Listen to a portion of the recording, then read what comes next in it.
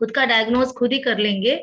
और फिर उसके बाद आत्मा को समझ गया, झोपड़ी में चली गई, चाबी ढूंढ ली, और खजाना खुलता जाएगा या रियलाइजेशन होता जाएगा। वो अंधेरे से जैसे जैसे सामना करेगी तो उसको समझेगा कि 7 वैल्यूज में से कौन सी कम हुई है, कौन सी बीमारी कितने % तक मेरे अंदर बढ़ी है, मैं लेवल 1 में हूँ, लेवल 2 में हूँ, लेवल 3 में हूँ, इलाज अभी मेरा खुद से खुद हो सकता है या स्पेशलिस्ट के पास जाना पड़ेगा या ऑपरेशन ही करवाना पड़ेगा, कितने लेवल में बीमार हूँ, गोलियां से काम चल जाएगा, सलाइन लगाना पड़ेगा, इंजेक्शंस देने पड़ेंगे, स्टेरॉइड्स देने पड़ेंगे।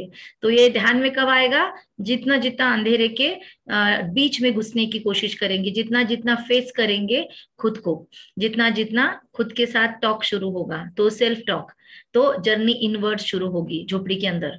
फिर जर्नी अपवर्ड शुरू होगी। फिर अंदर गए आप तो कहते हैं हिम्मत मर्दा मदद दे खुदा। एक कदम हिम्मत का आपका, 100 कदम वो सर्वोच्च शक्ति आपको मदद करती है। फिर उससे सर्वोच्च शक्ति से आपको कनेक्टिविटी या उससे आपको एक्स्ट्रा एनर्जी, एक्स्ट्रा बल, सुप्रीम सर्जन उसको कहा जाता है, सुप्रीम सर्जन से आपको एक्स्ट्रा बल मिलना शुरू होगा और जर्नी अपवर्ड्स शुरू होगी। जर्नी अपवर्ड्स शुरू होगी। और जब अपवर्ड जर्नी होगी, उससे कनेक्शन होगा, फुल हो जाएंगे। उसके बाद कोई भी व्यक्ति फुल हो जाए तो क्या होगा? जो फुल हेल्दी व्यक्ति है वो क्या करेगा? वो जो उसके जैसे बीमार है उनको मदद करेगा। तो जर्नी इनवर्ड्स के बाद जर्नी अपवर्ड्स, अपवर्ड्स के बाद जर्नी आउटवर्ड्स। तो जब खुद भर जाएगा व्यक्ति तो मटका भरा हुआ ओवरफ्लो होगा, तो ऑटोमेटिक चाहे न चाहे आसपास में पानी फैलेगा उसका। वैसे ही हम में पावर्स जनरेट होती रहेगी, एक्स्ट्रा हो जाएगी तो ऑटोमेटिक ओवरफ्लो होना शुरू हो जाएगा, हम देना शुरू कर देंगे, हम ऑटोमेटिक दाता बनते जाएंगे। ठीक है? तो इसीलिए शुरुआत तो करनी पड़ेगी ना, लेकिन शुरुआत खुद से करनी पड़ेगी। इसीलिए कल के 7 वाक्य लिखना बहुत जरूरी था। और जब बिजी होते ना तभी लिखना जरूरी है, क्योंकि बहुत ज्यादा बिजी होते हैं ना तो हम रोल कॉन्शियस हो जाते हैं। राइट अंजना जी? Yes. तो रोल कॉन्शियस जब होते हैं तभी तो जरूरत है कि रोल कॉन्शियस कौन हो रहा है और उसकी कैपेसिटीज क्या क्या है। आप अगर युद्ध के मैदान में उतर गए हो और आपको पता ही नहीं कि आपके पास कौन से अस्त्र शस्त्र है, तो आप कहाँ पर कौन सा तीर चलाना है, यू विल नॉट नो। आप उतर गए हो मैदान में और आपको पता ही नहीं आपके पास क्या क्या है, तो आप अच्छे से नहीं लड़ पाओगे, आप अंडर यूटिलाइज करोगे खुद को। आपको पता ही नहीं मेरे पास तो ब्रह्मास्त्र भी है, और आप छोटे छोटे तीर कमान से चलाओगे काम, सामने वाला तोप चला रहा है और आप तीर कमान खेल रहे हो, आपके पास उससे भी पावरफुल है। ये आपको रियलाइजेशन होगा तभी तो आप करोगे फेस। तो इसीलिए वो कल का होमवर्क, रोज का होमवर्क बहुत जरूरी है। तो आप सब लोग होमवर्क करेंगे, ये मैं उम्मीद रखती हूँ, नहीं तो हम आगे आगे बढ़ते जाएंगे, पीछे का स्लेट साफ होता जाएगा, वैसे न हो। तो कल के 7 वाक्य बनाने के लिए मैं फिर से आपको कुछ शेयर करती हूँ, आप उसका फिर स्क्रीनशॉट निकालना। और 7 गुणों को खुद के साथ कनेक्ट करके आपको 7 वाक्य बनाने हैं। जैसे कल एक वाक्य एग्जाम्पल के लिए दिया था, ओम, ओम शांति, मैं शांति से भरा हुआ एक स्टारलाइट हूं, या मैं शांत स्वरूप, या पहला मैं आत्मा हूं और मेरा स्वधर्म शांति है। ये पहला वाक्य हमने बनाया था। दूसरे गुण जो थे, चाहे वो आप लिख कर ले लीजिए, सुख, 7 गुण हैं आत्मा के, लिखने की आदत होनी चाहिए। सब नोटबुक पेन लेके बैठे होंगे, आई होप सो। नहीं लिए है तो आप लेके बैठिए, क्योंकि आजकल हमको स्क्रीनशॉट निकालने की, फोटो निकालने की, मोबाइल में लिखने की बहुत आदत पड़ी है। लेकिन जब तक नोटबुक पेन नहीं लेंगे तब तक हमारे सबकॉन्शियस के साथ इतना पावरफुल कनेक्ट हमारा नहीं बनता है। राइट? तो सब लोग नोटबुक में लिख रहे हैं, 7 वैल्यू सबको याद है, संजय जी, तेजल जी, जिग्ना जी, जिगर जी, सबको याद है सातों मूल्य। नोटबुक है, आप रिपीट कीजिए एक बार।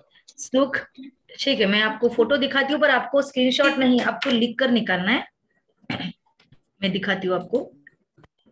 हाँ, सुख शांति प्रेम आनंद, हाँ, सुख शांति प्रेम आनंद, ज्ञान पवित्रता शक्ति। ज्ञान पवित्रता, कितने हो गए? हाँ जी। कितने कितने हो गए? सा- सुख, सात। शांति, ज्ञान, प्रेम, आनंद, आनंद, पवित्रता, ज्ञान, पवित्रता और शक्ति। शक्ति। 7 गुण हो गए। ठीक है संजय जी, सुन लिया? और एक मिनट। सुख, शांति, ज्ञान, पवित्रता, शक्ति और प्रेम, प्रेम और आनंद। ज्ञान। देखिए, ओके। ओके, लिख दिया।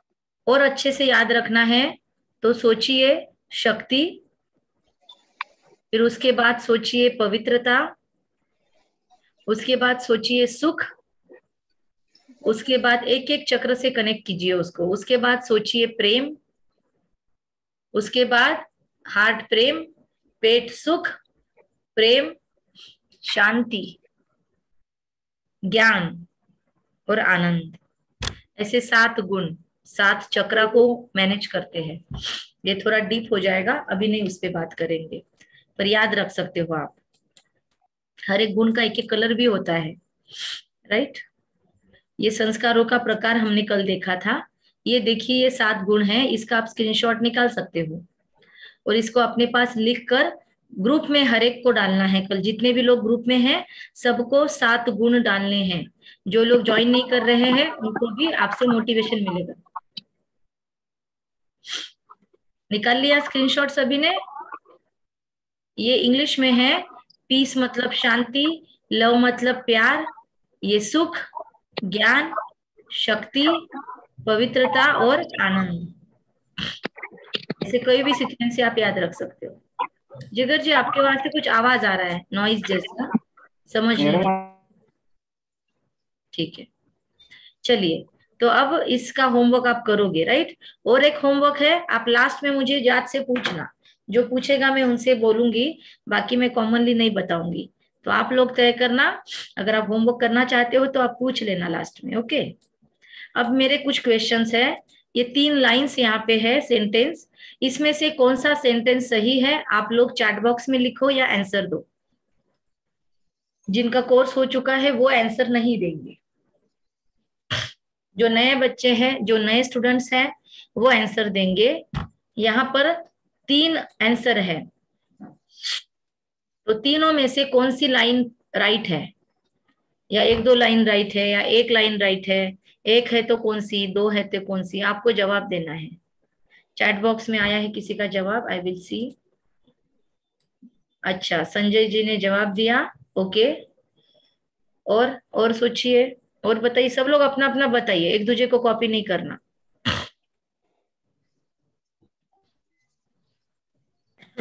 सही है गलत है मैं नहीं बताऊंगी अभी, सबका जवाब आने दीजिए। हाँ, कौन बताएगा? सभी को बताना है, मैं सभी का नाम लूंगी।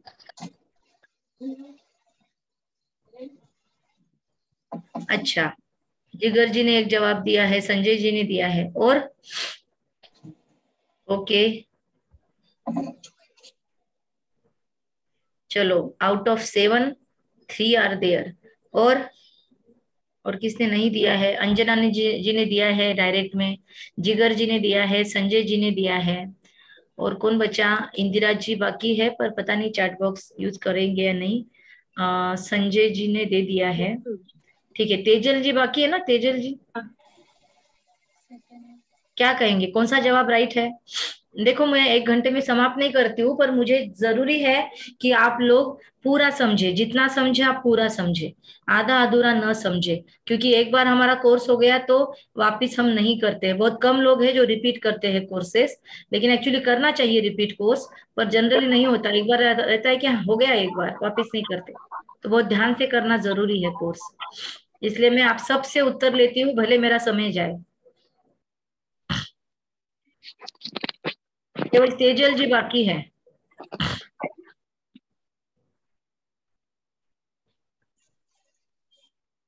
माइक ऑन करके बोलिए आप। हाँ, थर्ड दिया मैंने। आपने दिया थर्ड? अच्छा, हाँ। अच्छा, ठीक है, आया भी, ठीक है। चलो, मैक्सिमम लोगों का जवाब यहाँ पर राइट है, ठीक है। थर्ड, कि मैं आत्मा इस शरीर में रहती हूँ।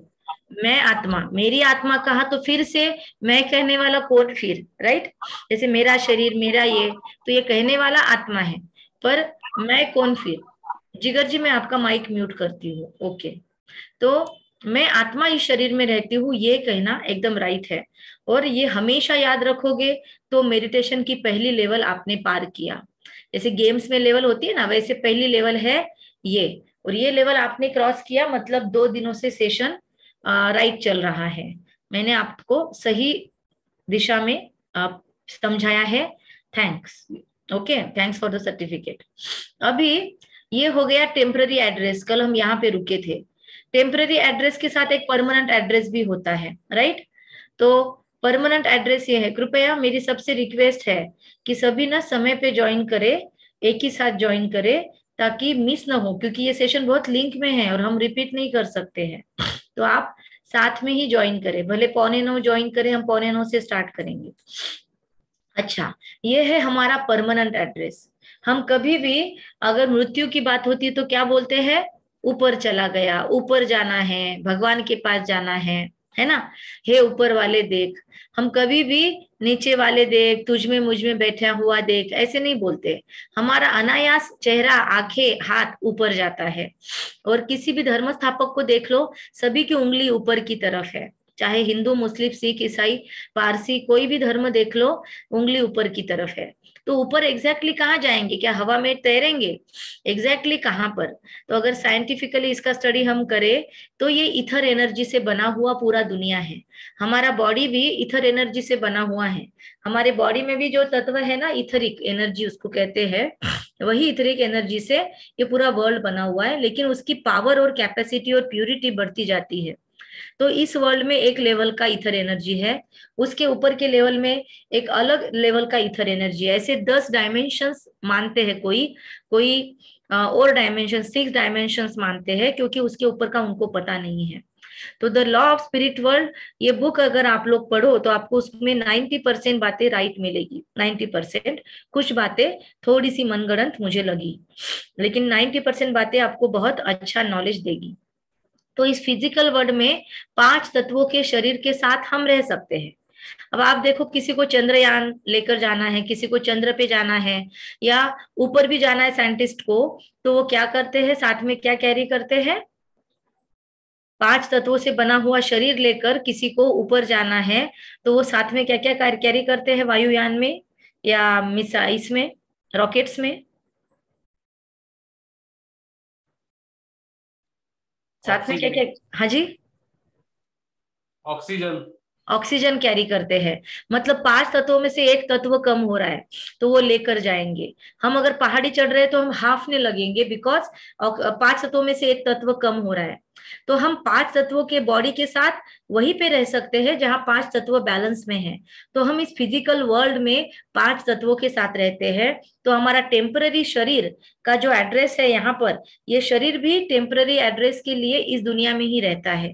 तो ये दुनिया हमारा टेम्पररी एड्रेस है, क्योंकि भले इस दुनिया में हम कितने साल भी जिए, कितने भी जन्म मृत्यु में आए, लेकिन इस दुनिया में रहते हैं तो उसी एक लिमिटेड पीरियड के लिए रहते हैं। कोई 100 साल का, कोई 60 साल का, कोई 3 साल का होकर मरेगा, तो उसका वो टेन्योर, उसका टेम्पररी एड्रेस हुआ वो शरीर। फिर उसके ऊपर अगर हम जाए, मैं बोलते बोलते आप लोग ट्रैवल कीजिएगा, मैं बोल रही हूँ वैसे वैसे आप इस पिक्चर के साथ फील कीजिएगा कि आप लोग वहां वहां हैं। देखिए, आप अर्थ के ऊपर हैं, ग्लोब के ऊपर है, आपके घर में नहीं, आप ग्लोब के एकदम टॉप पे बैठे हो।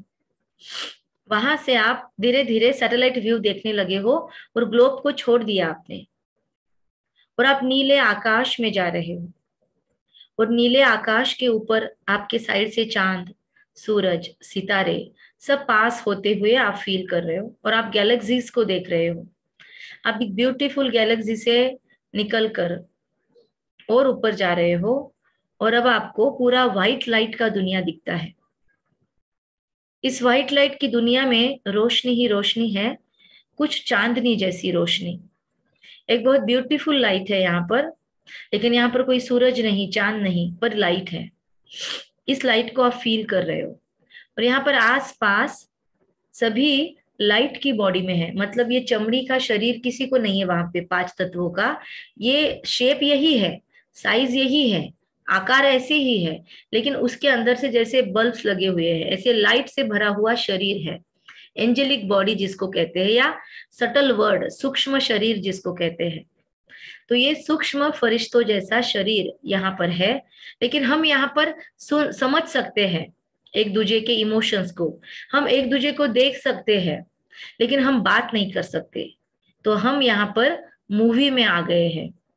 नीचे हम टॉकी में थे, बात भी कर सकते थे 5 तत्वों की वजह से, लेकिन यहाँ पर हम मूवी में आ गए। अब धीरे धीरे आपका ये बॉडी क्लीन हो रहा है, मतलब खत्म हो रहा है धीरे धीरे, क्या कहते हैं, वैनिश हो रहा है, खत्म हो रहा है बॉडी। और धीरे धीरे एनर्जी जो है ना शरीर के अंदर की, जो सोल है, आत्मा है, स्पिरिट है, रूह है, वो धीरे धीरे इस शरीर से निकल कर अलग होकर ऊपर जा रही है, और धीरे धीरे उसको गोल्डन लाइट मिल रही है। और उस गोल्डन वर्ल्ड में, उस गोल्डन लाइट में बहुत ही हल्का फील हो रहा है, और बस स्टार ही स्टार दिखाई देते हैं। यहाँ पर इथरिक एनर्जी बहुत पावरफुल है, और ये स्टार की दुनिया है। ये वो दुनिया में से दिखने वाले स्टार नहीं, ये कोई अलग स्टार्स है, ये एनर्जी वाले स्टार्स, ये पावरफुल स्टार्स है, ये लिविंग स्टार्स है। और ये पूरा रेड कलर का वर्ल्ड है, और यहाँ पर आपको आपके जैसे अन्य स्टारलाइट्स एक पेड़ के रूप में दिखते हैं, जैसे एक उल्टा पेड़ लटका हुआ है, ऊर्ध्व मूल मध्य शाखा, मतलब जो भगवत गीता में आया है कि ऐसा वृक्ष जिसकी शाखाएं तो नीचे फैली हुई है, लेकिन इसका बीज ऊपर में है। और हम पहुंचते हैं उस बीज के पास, धीरे धीरे सभी सोल्स को, सभी स्टार्स को देखते देखते हम और उड़ते हैं, और ऊपर बहुत प्योर एनर्जी, बहुत पावर का सोर्स आपके सामने, आपके जैसा, पर आपसे पावर में कई गुना अधिक, एक ब्यूटीफुल सुप्रीम स्टारलाइट आप देख रहे हो। उसका नाम ही है सुप्रीम, और वो सबसे हाईएस्ट स्टेज पे है। उसका धाम है सबसे ऊंचा, उसका काम भी सबसे ऊंचा। उसके लिए कहते हैं ऊंचा तेरा नाम, ऊंचा तेरा धाम, ऊंचे से ऊंचा तो भगवान। तो ये सुप्रीम लाइट से आप मिलते हो, और आपको क्या फील होता है चेक कीजिए, अंदर में आपके क्या फीलिंग्स उमड़ते हैं उसको देखने के बाद। लेकिन हम ज्यादा देर नहीं रह सकेंगे, फिर से हम धीरे धीरे नीचे आते हैं, रेड गोल्डन लाइट से नीचे व्हाइट लाइट में।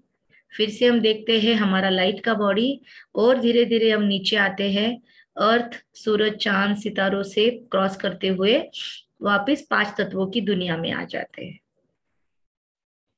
आप में से कोई कुछ एक्सपीरियंस किया हो तो बता सकते हैं फास्ट में।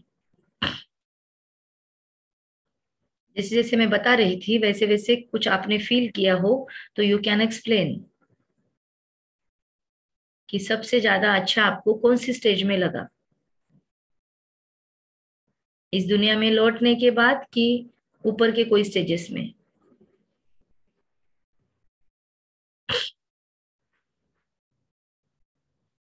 सभी आए हैं नीचे या ऊपर ही बैठे हैं? Soul world ma'am. Soul world में आपको अच्छा लगा, अच्छा। हसमुख बहन, इंदिरा बहन, जिगर भाई, संजय जी? लास्ट में सबसे ऊपर सबसे ऊपर अच्छा लगा तेजल जी को। हसमुख जी को कहाँ लगा? हसमुख जी को ऊपर सुप्रीम के पास, ऊपर सुप्रीम के पास ज्यादा शक्तिशाली अच्छा है लगा, ना उसके। शक्तिशाली के पास अच्छा लगा। और किसी का कोई अलग जवाब है, या और भी इसके कनेक्टेड कोई जवाब है तो भी दीजिए, अपना अपना जवाब दीजिए।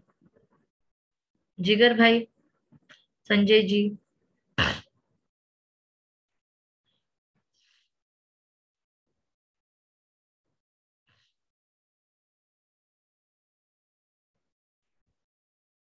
मैं मयूरी जी भूल गई भाई साहब का नाम, वापिस आप दोनों के नाम से ज्वाइन किया कीजिए तो मुझे नाम याद हो जाएगा। मेरा नाम जितेश है मैम। हाँ जितेश जी, सॉरी, हाँ आपका नाम भूल गई। मयूरी और जितेश, आप मयूरी और जितेश ऐसे लिखिए, कंफ्यूज हो जाता है। ठीक है, हाँ हाँ। आपको कहाँ अच्छा लगा जितेश जी? मैंने नहीं किया है अभी, ये मैं थोड़ा बाहर था इसीलिए। आई सी, ठीक है, नो प्रॉब्लम। अच्छा, और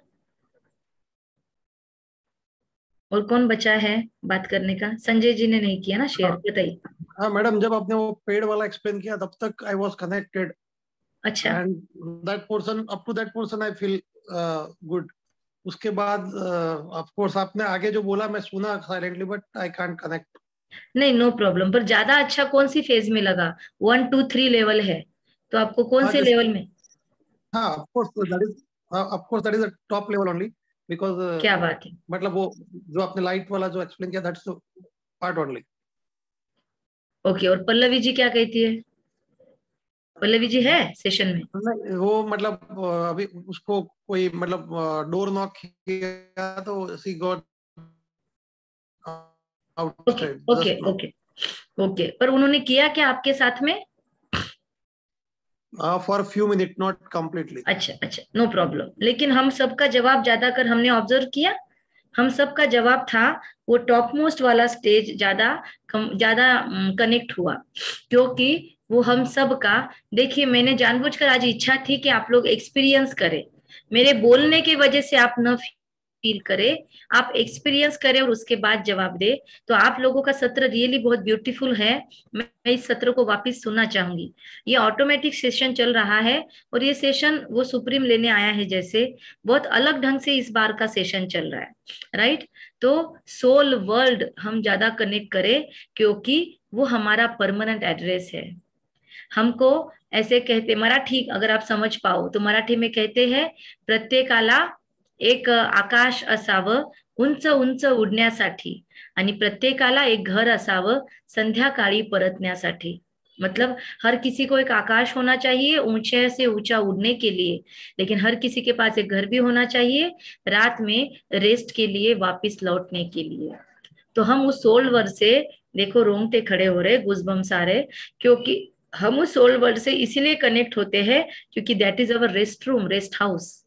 आत्मा जब बहुत थक जाती है, बैटरी बहुत डिस्चार्ज हो जाती है, आत्मा बहुत पीड़ित हो जाती है, इतने रोल्स का बोझा ढोते ढोते आत्मा एक दिन थक जाती है, तब वो चाहती है रेस्ट करूं।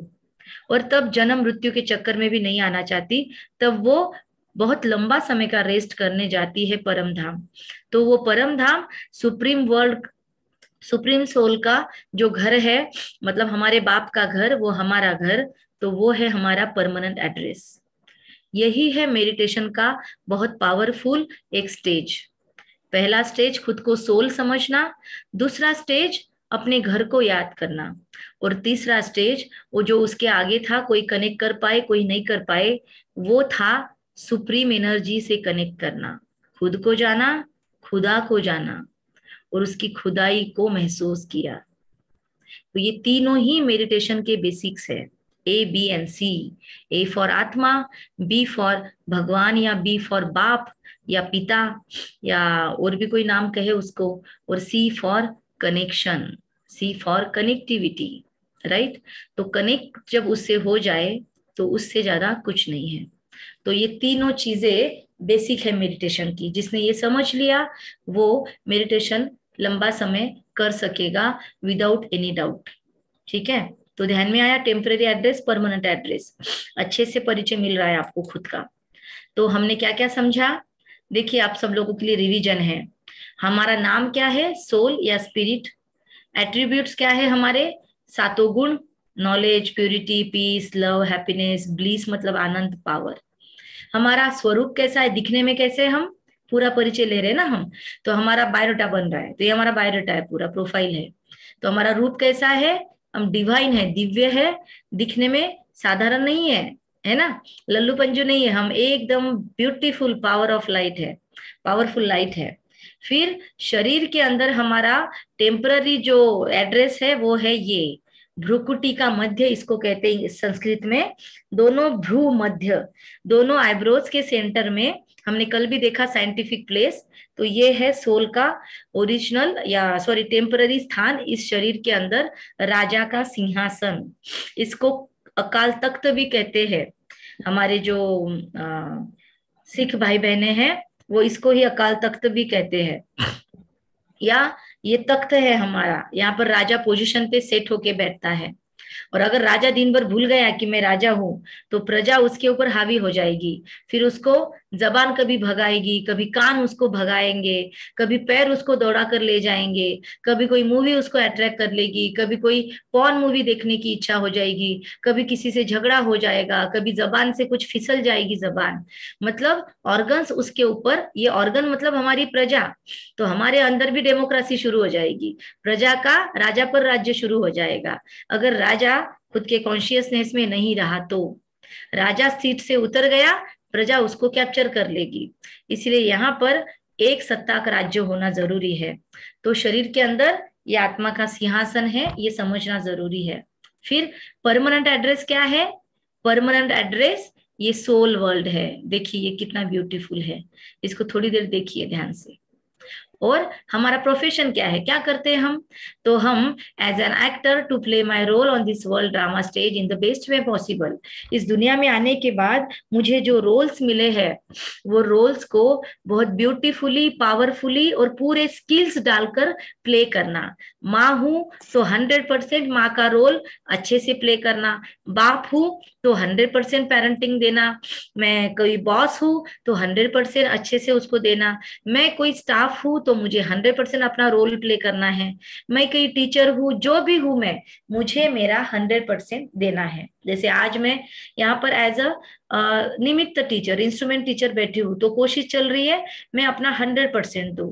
वैसे ही हमको अपना 100% देने की हर बात में कोशिश करनी है। अगर मैं स्टूडेंट के रूप में इस सेशन में बैठा हूँ तो मुझे 100% देना है। फिर दिया हुआ होमवर्क भी करना है, एक्सपेरिमेंट्स भी करने हैं, खुद पर प्रैक्टिकल भी करने हैं।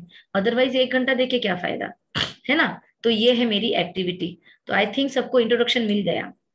अभी हमने स्टार्टिंग में एक गाना सुना, उस गीत के बोल थे, सब लोगों के अंदर अभी डायलेमा है, कंफ्यूजन्स है बहुत नई पीढ़ी के अंदर ज्यादा करके, कि भगवत गीता में एक चित्र है, या एक बताया है अर्जुन की वो अवस्था हो गई। तो एक व्यक्ति है, वो कॉलम पढ़ रहा है पेपर में। तो पहला कॉलम खोलता है तो वहां पर वो पढ़ता है कि जैसे एक मंत्र पहले बता देती हूँ कि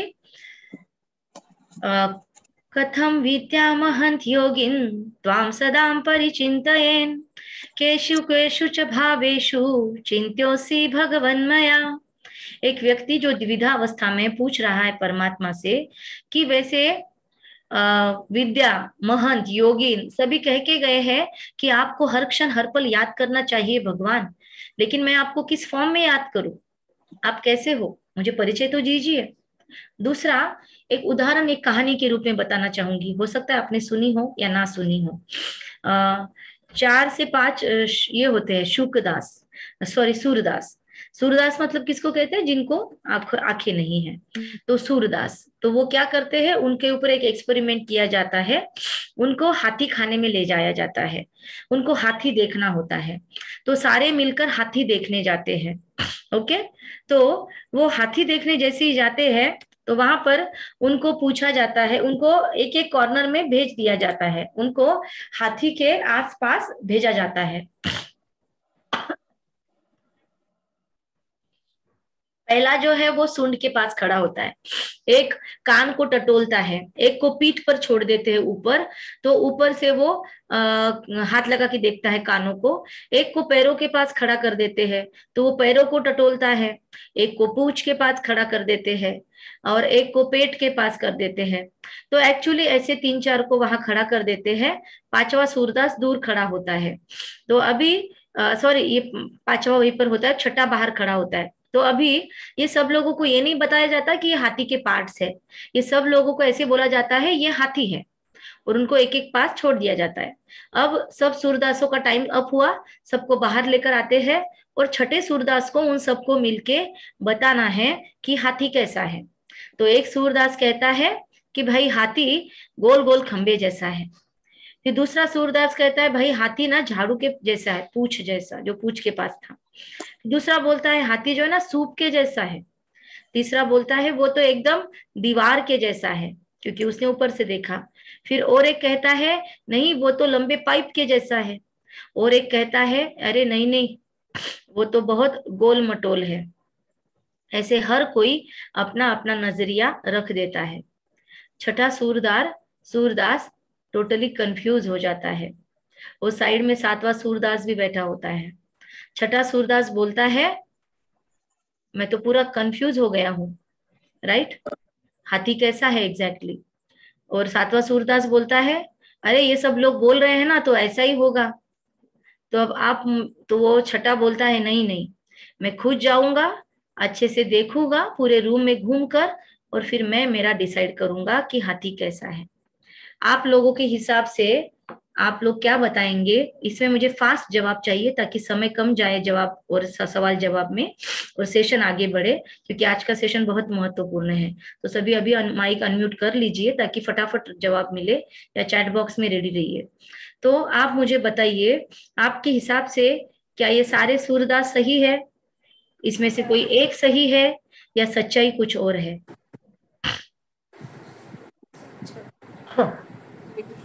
बताइए तेजल जी। सच्चाई कुछ और है। हसमुख जी। अपनी अपनी तरफ से वो सही है, बाकी सच्चाई कुछ और है। सच्चाई कुछ और है, वो अपनी जगह पे सही है, सभी वो सही अपनी है, जगह पर सही है। उनकी जगह पे सही है, लेकिन सच्चाई कुछ हाँ। और है। हाँ, अच्छा, सच्चाई कुछ और है। जिसने जो देखा हाँ उसने वैसा ही बताया, तो उनकी कोई गलती नहीं है। लेकिन जो सातवें छठे सूरदास ने बोला वो राइट है कि मैं जाकर खुद टटू लूंगा और फिर मैं हाँ, श्योर हाँ करूंगा, हाँ है ना, वो करना चाहिए, जरूरी है, जरूरी। राइट। और कोई जवाब है किसी का? सब लोग सुन रहे हैं, सब लोग सेशन में हैं। आई होप कि पूरा समय निकाल के Yes, बैठे हैं ma'am. आप। हाँ Yes. सही। छठा सूरदास सही है। छठा सूरदास सही है जो एक्सपेरिमेंट खुद करना चाहता है। हाँ, कि मैं जाऊंगा, देखूंगा कैसा है, छू के देखूंगा, वो सही है। Very nice. जैसा जितेश जी, ऐसा जवाब दिया। जितेश जी बताते हैं ऐसा। ओके, संजय जी ने क्या बताया? मेरे हिसाब से मतलब लोगों के पास उन लोगों ने एक्सप्लेन किया जो उनको दिखा, बट सब लोगों ने अलग अलग एक्सप्लेन किया, देन दैट 6% गॉट कंफ्यूज, तो he want to verify with his own. I think all 6 are correct. Yes, लेकिन हर बार ऐसा नहीं होता। हर बार छठे सूरदास जैसा हर कोई क्लैरिटी में नहीं जाता, और आजकल की पीढ़ी कहती है कि prove that there is a God. अगर इतने भ्रांतियां है परमात्मा के बारे में तो हमको नहीं जानना गॉड को, वो खुद आके प्रूव करे। आप प्रूव करके दिखाओ, नहीं तो हम नहीं मानने वाले गॉड को, हम जाते हैं दूसरे धर्मों में। या फिर बहुत जगह ऐसा होता है, अभी मान्यताएं भी अलग अलग है परमात्मा के बारे में, राइट। तो इसीलिए चारों तरफ हमने फेरे लगाए, लेकिन हमने पूरा हाथी देखा ही नहीं, इसलिए हम उससे दूर रहे। कितने व्रत उपवास हमने किए, कमी थोड़ी की, पूरी ईमानदारी से किया, लेकिन फिर भी हम दूर रहे। अब भ्रांतियां बहुत सारी है परमात्मा के बारे में। अभी तो कोई समझता है प्रकृति ही परमात्मा है, ये पांचों तत्व, इतनी सुंदर हवा बहती है, इतने सुंदर झरने बह रहे हैं, प्रकृति अपना प्रोडक्शन रिप्रोडक्शन खुद कर लेती है, फिर उसके बाद ये प्रकृति ही परमात्मा है। कोई सोचते हैं नहीं नहीं, आत्मा ही परमात्मा है, आत्मा एक बुलबुला है, पानी से निकलता है बुदबुदा और अंत में पानी में समा जाता है, मतलब आत्मा का कोई अस्तित्व ही नहीं है, ऐसे वो मानते हैं। कोई मानते हैं आत्मा ही परमात्मा बन जाएगी, राइट, मतलब आत्मा भगवान बन जाएगी, जैसे भगवान कोई डिग्री है और आत्मा ऊपर चढ़ते चढ़ते खुद भगवान बन जाएगी। मतलब फिर भगवान है कौन? भगवान कोई डिग्री है, कोई स्टेज है जिसको हमको क्रॉस करना है? तो ये तो पूरी तरह से सही नहीं है। प्रकृति परमात्मा है, टैली करेंगे। अगर प्रकृति परमात्मा है तो परमात्मा को सुख करता दुख हरता कहते हैं। तो कभी भी कोई समुद्र किसी को डुबाए ना, कभी कोई बाढ़ आए ही ना, कहीं पर सूखा, कभी कहीं पर अकाल, कहीं पर बाढ़, ये विपरीत परिस्थितियां दुनिया में आए ही ना। कभी भी प्रकृति खुद का बदला लेती है ऐसे शब्द ही ना निकले। कभी भी हमको अति सूरज गर्मी से तपते हुए लोग न मिले, या अति बारिश की वृष्टि से लोगों को तकलीफ होते ना मिले। अगर परमात्मा हर जगह है प्रकृति के अंदर, कोई कहते परमात्मा सर्वव्यापक है, तुझ में मुझ में कण कण में भगवान है, तो जहां आग लगेगी वहां धुआं नहीं दिखेगा? जहां कोई गुणी जाएगा, अगर देखो हम बहुत बार बोलते हैं अरे अरे ये है ना मयूरी जी है ना, अब वो राइट कर लेगी। अगर आपको पता है मयूरी जी इस बात में एक्सपर्ट है, तो वो बराबर करेगी। आपका जो भी काम है उस काम में आप माहिर है, तो अगर आप वो काम कर रहे हैं तो हम क्या कहेंगे, नहीं नहीं ये इनका काम है, ये अच्छे से कर लेंगे, राइट। क्योंकि आप में वो गुण है, वो स्किल्स है। तो जो स्किल्सफुल व्यक्ति होगा वो कहीं पे जाएगा, वो अपनी स्किल दिखाए बगैर रहेगा, नहीं छुपी रह सकती। वैसे ही जहां गुणी है वहां उसका गुण दिखना जरूरी है। अगर ताप हो रहा है तो जरूर वहां पर गर्मी है, कुछ गर्मी का सोर्स है, या तो अग्नि है या तो सूरज तप रहा है। अगर ठंडी लग रही है मतलब वहां कहीं ना कहीं ठंडी है, बर्फ है, कुछ तो है, राइट। हम अगर अपने यहाँ पे सर्दी लगती है तो हम बोलते कहीं ना कहीं बर्फ गिर रही है। क्यों? जहां पर गुणी है वहां पर गुण दिखेगा। तो अगर परमात्मा तुझ में मुझ में सब में है तो फिर मैं आज इतने नीचे की अवस्था में क्यों गिरी हूं?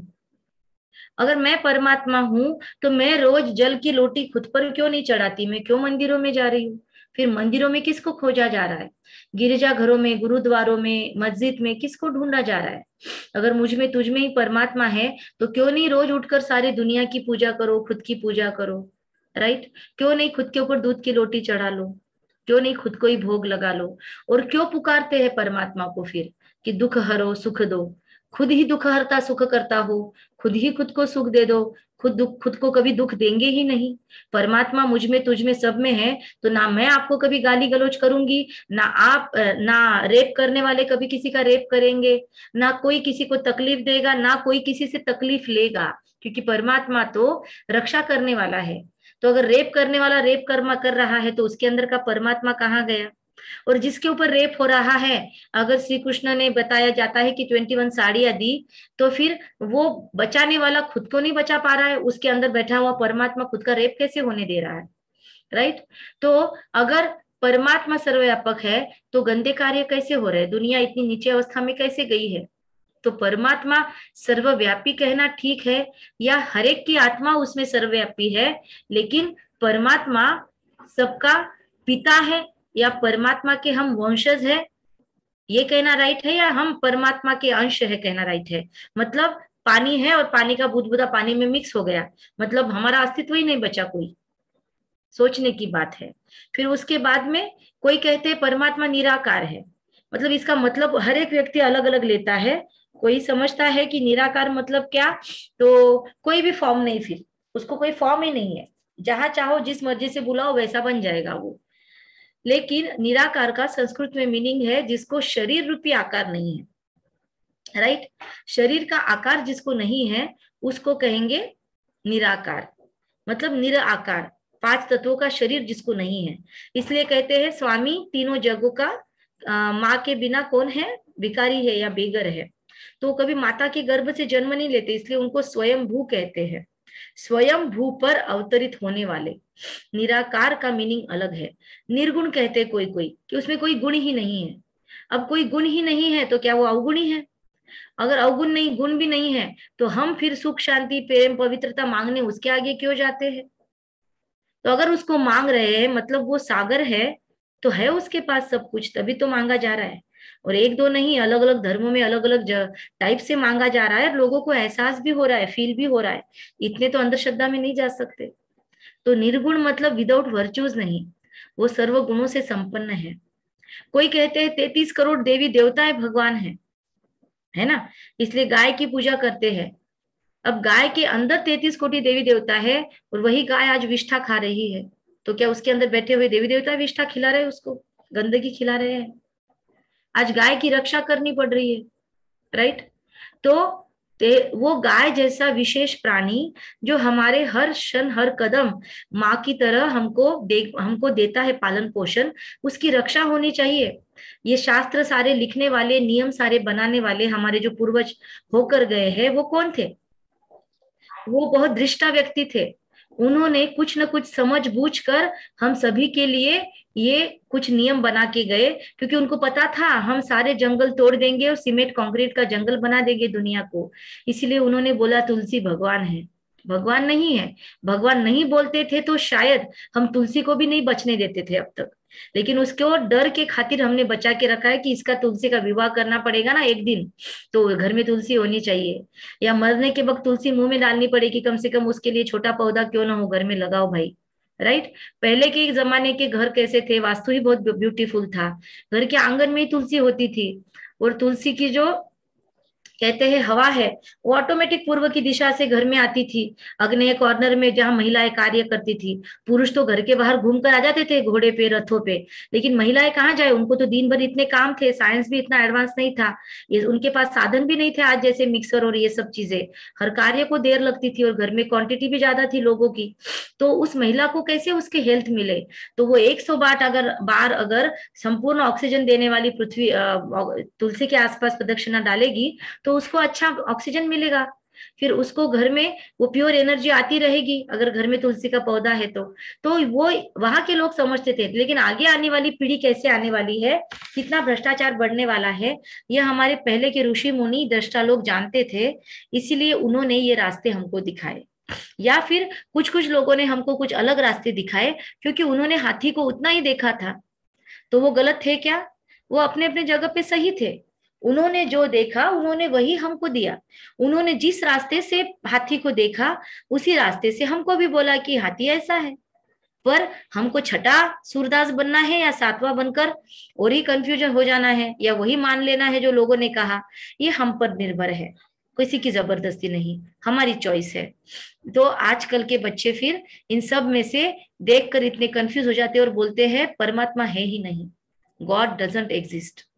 इसलिए मेरे पास ऐसे केसेस है काउंसलिंग में कि फॉरेन की महिला है और कहती है दीदी परेशान हो गई हूँ क्योंकि बच्चा कहने लगा है, हिंदू है और कहता है मैं क्रिश्चियन, मैं सिर्फ चर्च में जाऊंगा, मैं कोई व्रत त्योहार दिवाली विवाली कोई भी नहीं मनाने वाला। तुम्हारा हर दिन भगवान बदलता है, तुम मंगलवार को एक की पूजा करते हो, बुधवार को एक की करते हो, गुरुवार को एक की करते हो, टिकते तो एक जगह नहीं हो फिर भी। और कुछ प्रॉब्लम आया लाइफ में, एक तरफ तो आरतियां गाते हो और जब प्रॉब्लम आया लाइफ में तो उसी को दोष देते हो कि भगवान ने ये दुख क्यों दिया। एक तरफ उसको सुख करता कहते हो और एक तरफ जब लाइफ में दुख आया तो उसको दुख करता के रूप में ट्रीट करते हो। तो आपका विश्वास क्यों हिलता है इतना? देखो वो चर्च में जाकर वहां पे एक ही बड़ा लाइट है, उसी को मानते हैं, एक ही गॉड को मानते हैं। यहाँ पे तुमने कितने गॉड बना रखे हैं? तो मैं कैसे समझाऊं मेरे बच्चे को? तो मैंने उनको बोला कि क्या बच्चे को संस्कृति के सारी जो हमारी बातें हैं वो आपने पहले समझ के ली है? आपने कभी शास्त्रों की स्टडी की है या आपने कभी नॉलेज को अच्छी तरह से समझा है? आपने खुद परमात्मा से कनेक्ट होने की कोशिश की है कभी? तो कहा नहीं। तो मैंने कहा फिर बच्चे को पेरेंटिंग कैसे मिलेगा? कहा मैंने तो गर्भ संस्कार के वक्त किसी ने बोला रामायण पढ़ ले, मैंने पढ़ ली, किसी ने कहा महाभारत पढ़ ले, मैंने पढ़ ली, किसी ने कहा भागवत पढ़ ले, मैंने पढ़ ली, लेकिन मैंने समझा कुछ नहीं, बस मंत्र याद कर लिए पर मीनिंग नहीं समझा। तो मैंने कहा फिर फायदा क्या हुआ? वो तो उन लोगों ने कहा इसलिए तुमने किया, खुद का दिल उसमें इन्वॉल्व होना चाहिए ना। और वो भी सासू माँ ने कहा तो नहीं सुना, खुद के मम्मी ने कहा उतना सुन लिया, राइट? तो ऐसे भी होता है। तो फिर उसको समझ में आया और मैंने कहा ये आज की पीढ़ी जो उसको लॉजिक्स देने पड़ते हैं, उसको साइंटिफिकली प्रूव तो परमात्मा को हर बात को प्रूव नहीं किया जा सकता, एक वो भी बात है। हवा को प्रूव नहीं कर सकते आप, प्यार को प्रूव नहीं कर सकते, इमोशंस को प्रूव नहीं कर सकते, हर चीज का प्रूफ नहीं होता, लेकिन एक्सपीरियंस होता है। हम सबने अभी सुप्रीम वर्ल्ड में जाकर कुछ ना कुछ एक्सपीरियंस तो किया, तो ये एक्सपीरियंस झूठ नहीं होता, एक्सपीरियंस हमारा होता है, राइट? तो इसीलिए हमको ये ध्यान में देना है कि इन सब में से ये रियली परमात्मा के बारे में मिथ्स है, रियल क्या है? तो कहते हैं खुद का परिचय खुद के द्वारा। तो परमात्मा जब खुद दुनिया में आता है तो वही खुद का परिचय देता है। और अगर हम जाने किसी को परमात्मा तो उसमें हम ये 5 चीजें अवश्य चेक कर सकते हैं। वैसे जरूरत नहीं है परमात्मा को किसी चेकिंग की, लेकिन फिर भी चाहे तो पहली बात, परमात्मा उसी को कहा जा सकता है जो सर्वोच्च है, उसके ऊपर कोई नहीं हो, वो सबसे ऊंचा हो। ऊंचा तेरा नाम, ऊंचा तेरा धाम। परमात्मा वो है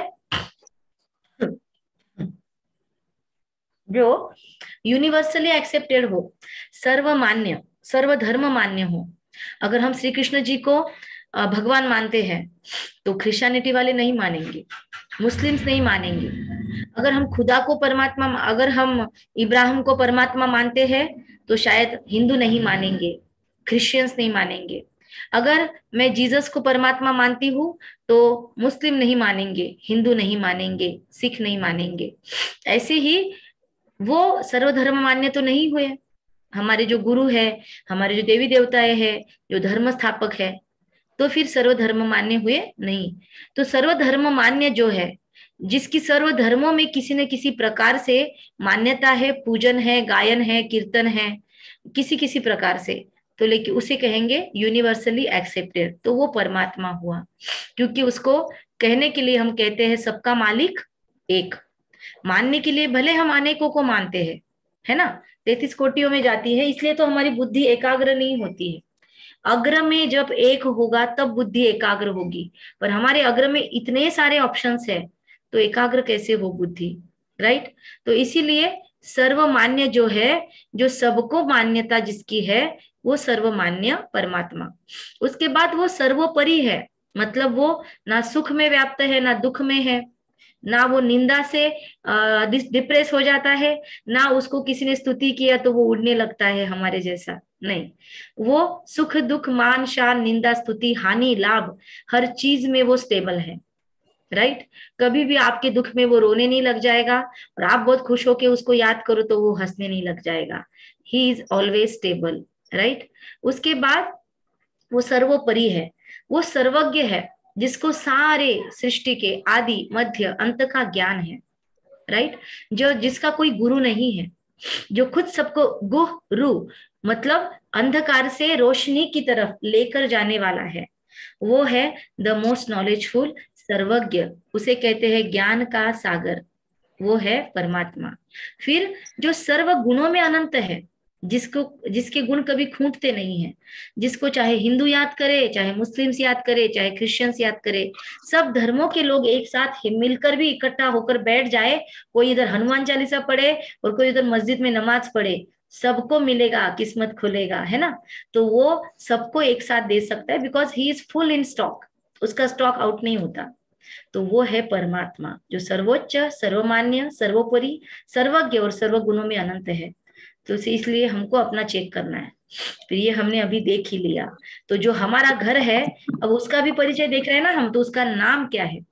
उसका नाम हम जैसे नहीं होता है। हमारे नाम कैसे होते हैं, माता पिता बहुत शिद्दत से, बहुत ढूंढ ढूंढ कर, बहुत श्रद्धा से हमारे नाम रखते हैं। मुझे मेरा नाम पहले पसंद ही नहीं आता था, मेरे बहन भाइयों के बाद में नाम अच्छे थे, और मेरा नाम था गायत्री, छोटी बहन का लक्ष्मी। तो हम हमारे दादा दादी पर बहुत चिढ़ते थे, हमको लगता था इनको ना बड़े पापा के बच्चे ही अच्छे लगते होंगे, इसलिए हमारा ऐसा टिपिकल पुराना सा नाम रख दिया। जब से ये नॉलेज मैंने लाइफ में लिया, जब से मेडिटेशन स्टार्ट किया, I am loving my name. और अब कोई भी मेरा नाम बदले, आई डोंट लाइक इट। मुझे मेरा नाम बहुत प्यारा लगने लगा है, क्योंकि मेरे नाम के अंदर कुछ डिविनिटी है। तो नाम हमारे, लेकिन पहले तो पसंद नहीं आया था, क्योंकि हमारे नाम एक्चुअली हमारे काम की तरह होने चाहिए। लेकिन है क्या, हम देखते हैं नाम होगा, हमारी साइड में एक मेड काम करती है, उसका नाम पूछा, मौसी तुमसे नाम क्या है, आपका नाम क्या है, तो बोला लक्ष्मीबाई। लक्ष्मीबाई बर्तन मांज रही है आज 10 घरों के, राइट। एक लाश जा रही थी रास्ते से, प्रणाम किया और किसी को पूछा पीछे वाले लोगों में से कि कौन गए हैं, तो कहा सेठ अमरचंद, अमरनाथ अमरचंद, और एज क्या थी, तो बहुत कम एज थी, 32 33। अमर जिसका नाम है वो तो मर गए। फिर उसके बाद देखा कोई भिखारी भीख मांग रहा था, तो विंडो का डोर नीचे करके पूछा आपका नाम क्या है, तो कहा अमीर शेख, अमीर चंद, अमीर शेख, नाम में ये, लेकिन पास थैला भी नहीं है, भीख मांग रहे हैं। नाम शांति देवी, और आवाज इतनी क्रूर और इतनी कड़क कि सामने वाला थिरक जाए। तो हमारे नामों में नहीं बचा है कुछ, लेकिन परमात्मा के सारे नाम कर्तव्यवाचक हैं। सोच लीजिए परमात्मा के कोई भी नाम, अक्सर आपको वहां पर ईश्वर या नाथ ये शब्द दिखाई देंगे।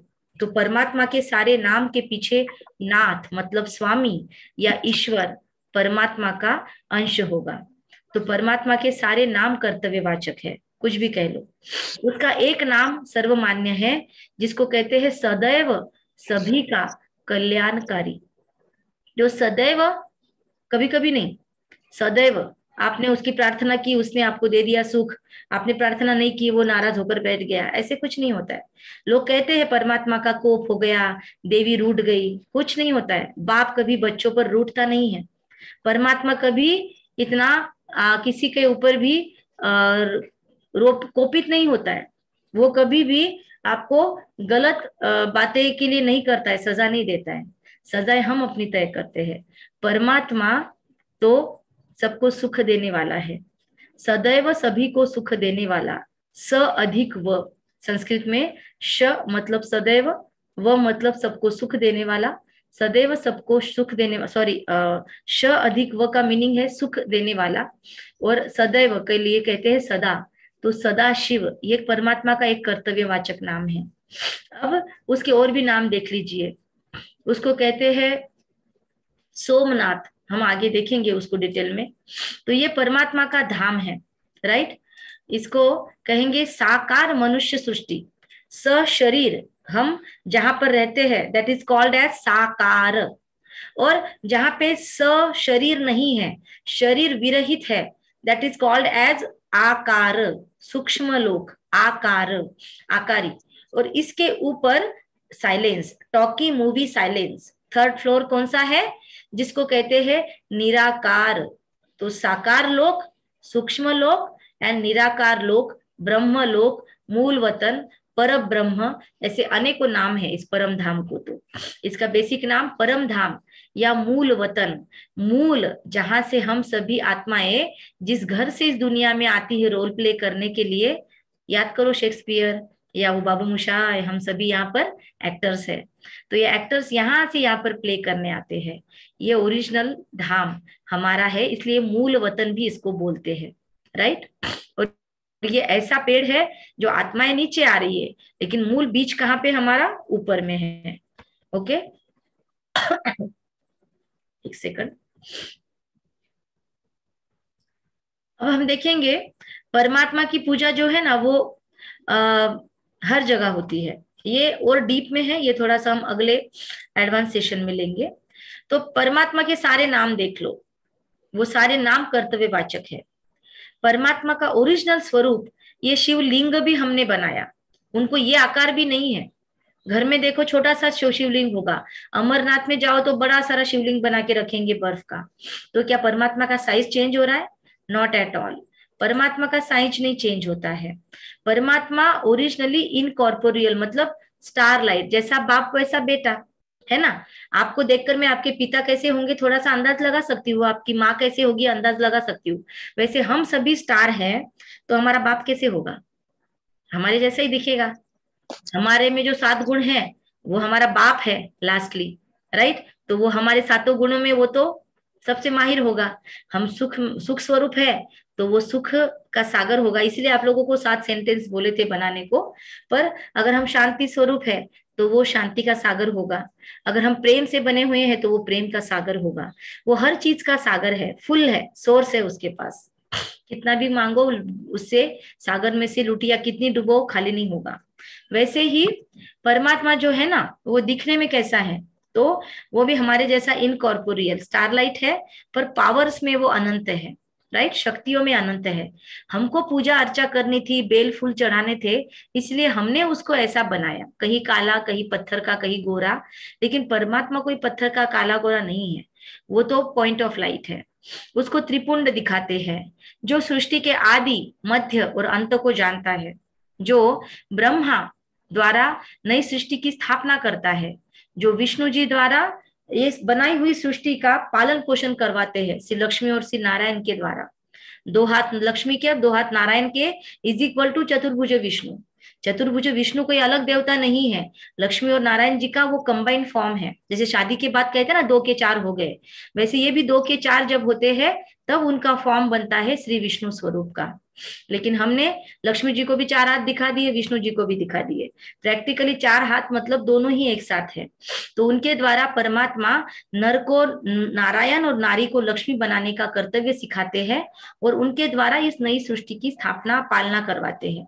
और श्री शंकर जी के द्वारा वो आसुरी सृष्टि का, जहां पर बहुत आसुरियत बढ़ गई है, बुराइयां बढ़ गई है, पापाचार, भ्रष्टाचार, व्यभिचार बढ़ गया है, उस दुनिया का वो महापरिवर्तन करवाते हैं। आई रिपीट, महापरिवर्तन, विनाश नहीं। विनाश नहीं होता इस दुनिया का, काया पालट होता है। ओके, और एक चित्र दिखाती हूँ आपको, मेडिटेशन में यूज होगा, इसको अच्छे से देखिए। हम परम धाम में पहुंचे तो इस तरह से हमको बहुत प्योर लाइट मिलती है।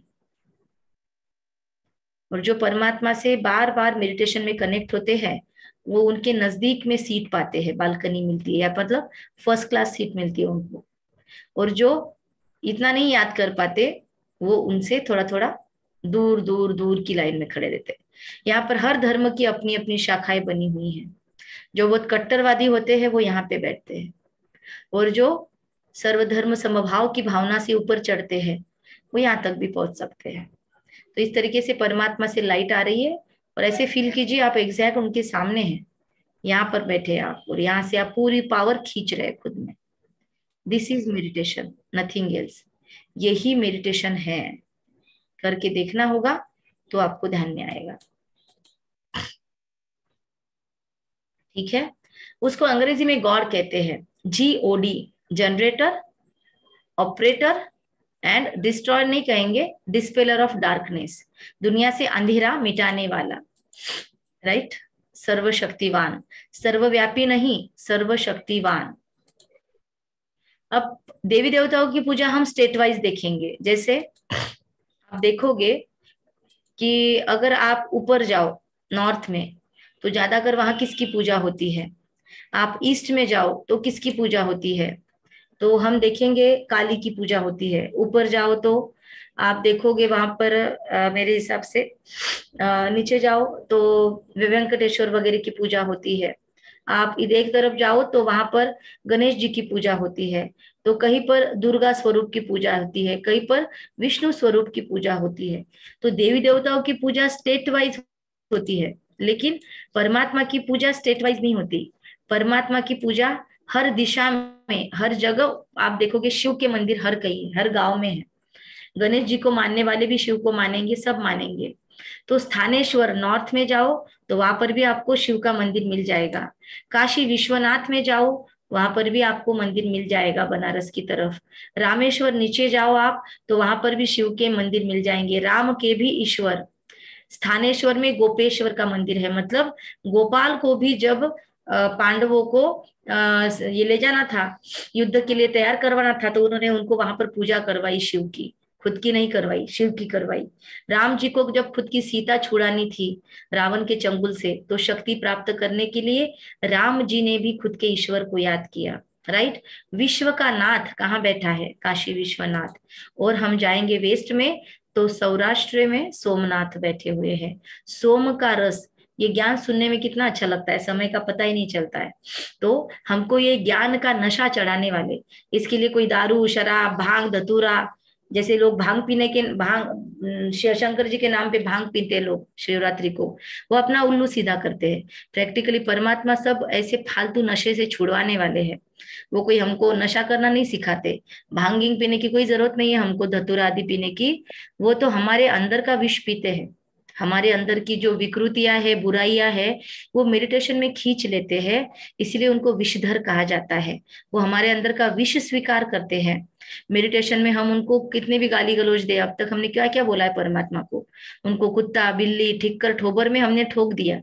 हमको कोई कहे कुत्ता तो हमको अच्छा लगेगा, पर हमने तो परमात्मा को कुत्ता भी बोल दिया।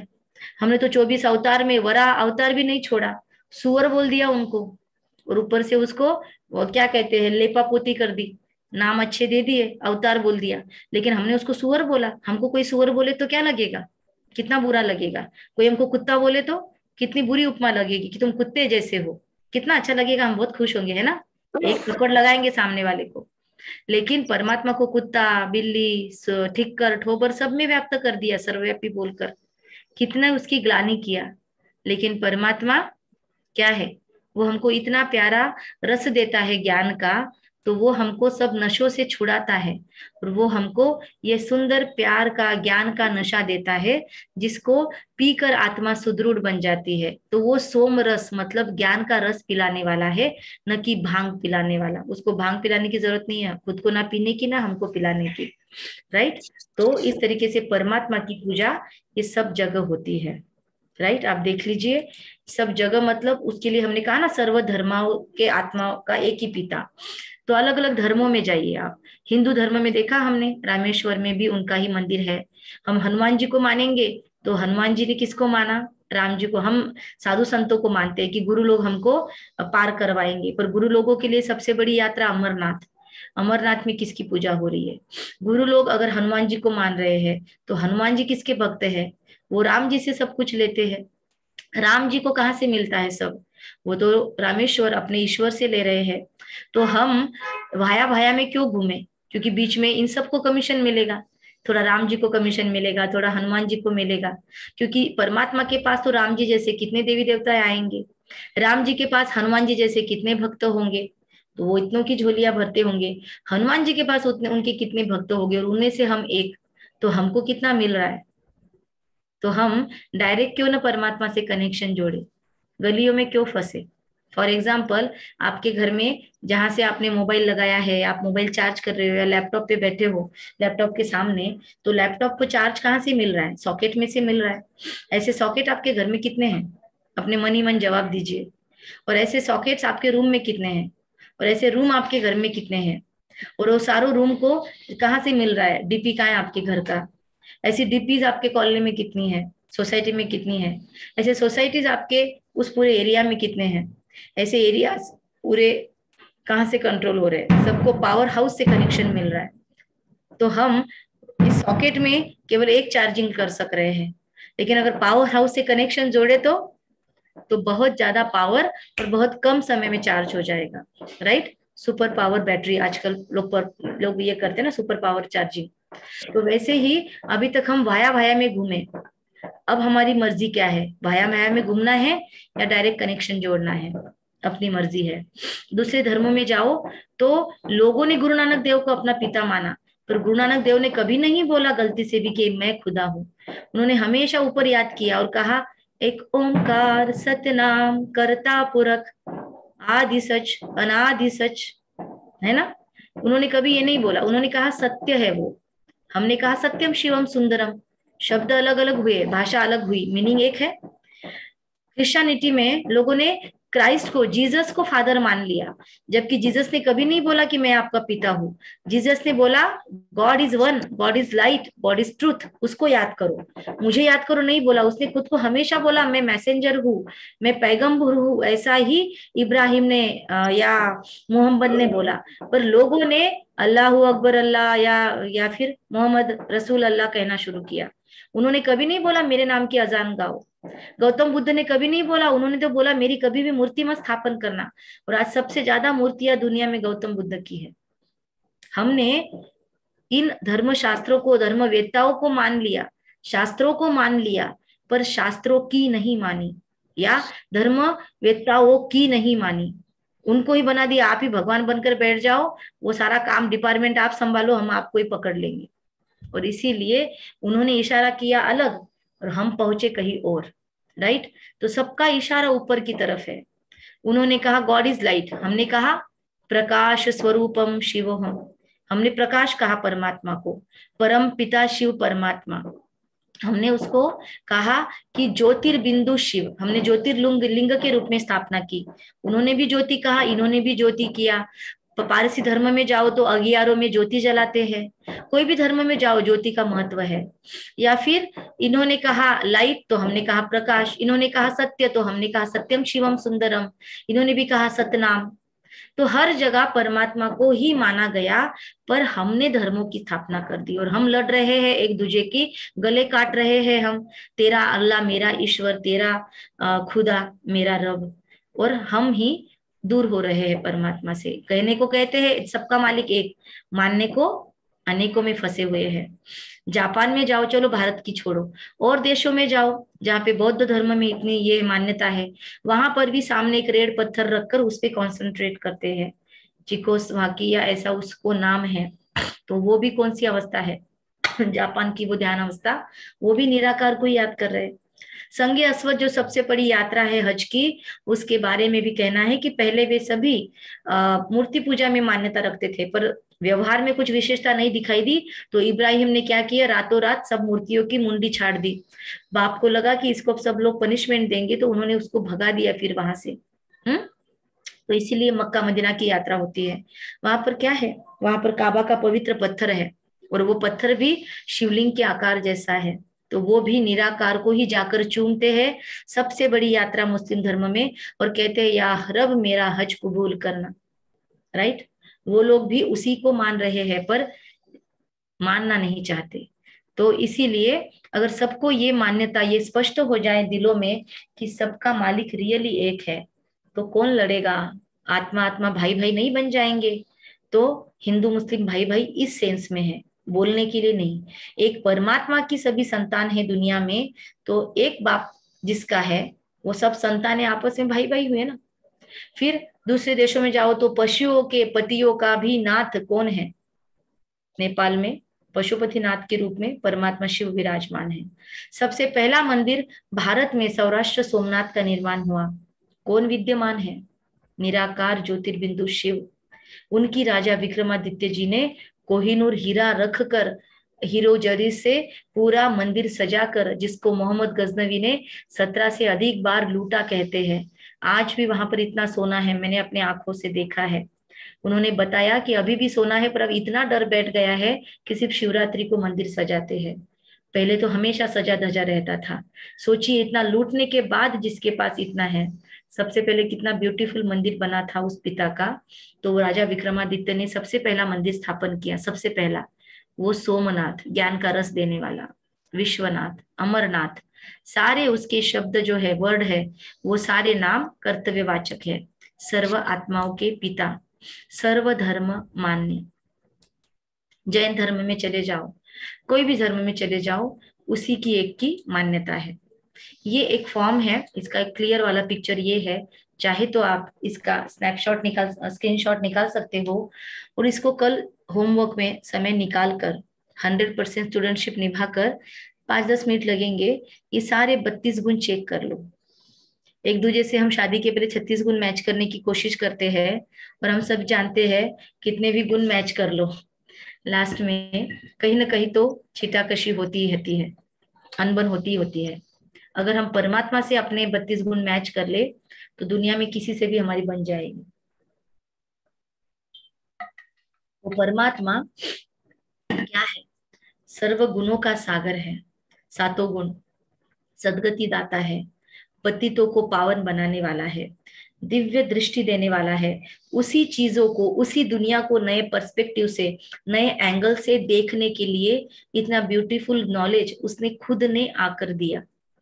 तो वो परमात्मा है, काल के पंजे से छुड़ाने वाला है। राइट? तो ये परमात्मा का डिटेल परिचय है। राइट? इसके बाद ये अलग अलग सिंबल्स है जिसको मान्यता है अलग अलग धर्मों में, जो परमात्मा की तरफ ही इशारा करते हैं, लाइट की तरफ ही, ज्योति की तरफ ही इशारा है। अब परमात्मा का दुनिया में आने का समय कौन सा है? तो वो ऐसे समय पर आता है जहां पर अच्छे क्वालिटी और बुरे क्वालिटी, दोनों क्वालिटी के लोग आपको मिलेंगे। तो जिसको कहते हैं संगम युग, सतयुग और कलयुग का मिश्रण जहाँ पे है वहां पर आते हैं। और एक सबसे बड़ा महत्वपूर्ण अंग है कि परमात्मा शिव, यह ब्रह्मा विष्णु शंकर तीनों का रचयिता है। शिव और शंकर एक नहीं है, शिव और शंकर दोनों की स्वरूप ही देखो डिफरेंट है। तो यहाँ पर ही पूरा डिफरेंस पहले समझ जाता है। और डिटेल में जाना है तो ये निराकार है और ये हमको सूक्ष्म वतन में मिलते हैं, सूक्ष्म लोक में मिलते हैं। इनको खुद का लाइट का बॉडी है, हमारे जैसा चमड़ी का नहीं है पर लाइट का है। इनका काम ही है डिस्पेलर ऑफ डार्कनेस, दुनिया में से अंधकार को मिटाना, या विनाश के समय मतलब दुनिया का परिवर्तन करने की प्रक्रिया में इनका रोल है। कहते तीसरी आंख खुली और परिवर्तन होता है। तो इनका कार्य वो है। इनको लोग विनाशकारी समझकर डरते हैं, पर ये कल्याणकारी है। शिव का नाम ही है कल्याणकारी। शंकर और शिव दो अलग अलग नाम है, नाम राशि एक है, पर एक है बाप, एक है बेटा, एक है पिता, एक है पुत्र, एक है रचयिता, एक है रचना, एक है परम धाम का निवासी, और इनका धाम वो सेकंड वाला लेवल है, इनका धाम टॉप मोस्ट वाला है। ये हमेशा आंखें आधी बंद आधी खुली ध्यान अवस्था में दिखेंगे। सर्व से ऊंचे है तो महादेव है, देवों के देव है, तो फिर उनको किसी की याद करने की क्या जरूरत है। लेकिन हमेशा आपको शंकर जी के सामने शिवलिंग जरूर दिखाई देगी, हमेशा अपने पिता को याद करते हैं। आप देखोगे शंकर जी की अपनी खुद की पूरी एक फैमिली है, उनको पत्नी है पार्वती, उनके बच्चे हैं गणेश जी, कार्तिकेय, तो उनकी पूरी फैमिली है। लेकिन शिव की कोई फैमिली नहीं है, हम सभी उसके निराकार फॉर्म में बच्चे हैं। बाकी उन्होंने कोई गृहस्थी नहीं रचाई। और अकेले शिव का जन्म जो है वो रात्रि के रूप में मनाते हैं। बाकी सभी देव देवताओं के भले रात में किसी का जन्म भी हुआ है तो भी कृष्ण रात्रि नहीं मनाते, हम जन्माष्टमी मनाते हैं। पर शिव की अकेले की रात्रि मनाते हैं, क्योंकि एक शिव की ही कैपेसिटी है दुनिया में से विकारों का, या काम, क्रोध, लोभ, मोह, अहंकार, ईर्ष्या, द्वेष, मत्सर, आलस्य जैसे विकारों को दूर भगाने का। इसीलिए शिव की ही रात्रि मनाई जाती है, शिव के लिए ही जागरण किया जाता है। अब वो जागरण शिव के लिए नहीं करना है, वो हमको समझा रहे हैं सच्चा सच्चा उपवास। उप मतलब निकट, वास करो। किसके निकट वास करो? मन और बुद्धि से मेरे निकट वास करो। फिर शरीर को कुछ खिलाया पिलाया तो भी प्रॉब्लम नहीं है, लेकिन मन को अब बुराई वाले थॉट्स मत खिलाओ। मन को क्या खिला रहे हो, कौन सा इंफॉर्मेशन दे रहे हो, कौन से विचार चला रहे हो, उन थॉट्स के प्रति सचेत रहो, जागृत रहो। Be aware about your each and every thought. तो थॉट कब कब चलते हैं? सिर्फ एक वो फागुन मास की 14 को चलेंगे क्या? थॉट तो दिन प्रतिदिन रोज चलते हैं, सारे दिन भर में 60,000 से अधिक थॉट करते हैं हम। एक नॉर्मल व्यक्ति 40,000 के ऊपर थॉट्स करता है, एक डिप्रेशन वाला व्यक्ति 60,000 को भी क्रॉस कर लेता है। तो इतने सारे थॉट्स दिन भर चल रहे हैं, तो अवेयरनेस केवल एक शिवरात्रि की रात्रि को करके क्या फायदा? हमको थॉट्स के प्रति जागरूक, मेरा किसके प्रति क्या विचार है, मैं किसके प्रति क्या भावनाएं रखता हूँ, मैं अपनों और परायों में भेद कर रहा हूँ क्या, क्या है मेरी मानसिकता, ये जब हम निरंतर चेक करते रहेंगे, so that will be real जागरण। और वो जागरण किसी एक रात में जब होके नहीं जमेगा। 364 दिन बुराइयां करो और एक दिन जागरण करो, पाप धुल जाएंगे? ऐसा हिसाब नहीं है परमात्मा के पास, इतना भी भोला नहीं है वो। उसको भोला गजब का गोला कहते हैं। तो हमको हर क्षण हर पल अपने थॉट्स के प्रति सचेत रहना है। अवेयरनेस, जागृति, जागरण, इसीलिए कोजागृति बनाई जाती है। ये सब त्योहार हमको रिमाइंडर्स है। प्रैक्टिकली हमने उनको ही मान लिया, पर उसमें से जो सीख है वो मान ले तो शायद हम तर जाए। राइट? ये शिव और शंकर जी में और डिफरेंस बताया है। गीता में भी इसके प्रति एक मंत्र है कि अव्यक्तम व्यक्तिमापन्नम मन्यन्ते माम बुद्धया परम भावम जानन्त्यो मामा व्ययम मनुत्तम। ठीक है, तो यहाँ पर आज का सेशन सत्र खत्म होता है। और अब हम कल इसके अगला सत्र जो है मेडिटेशन का डिटेल, उस पर जाएंगे। तो मैं कुछ फोटोज दिखाते हुए आज के सत्र को फिनिश करती हूँ, ताकि आप सोने से पहले इस पावरफुल एनर्जी को अपने अंदर भर ले, कनेक्ट करे। आपका इनके साथ क्या रिश्ता है वो सोचे, कितना क्लोज कनेक्टिविटी है आपकी वो सोचे। Thank you.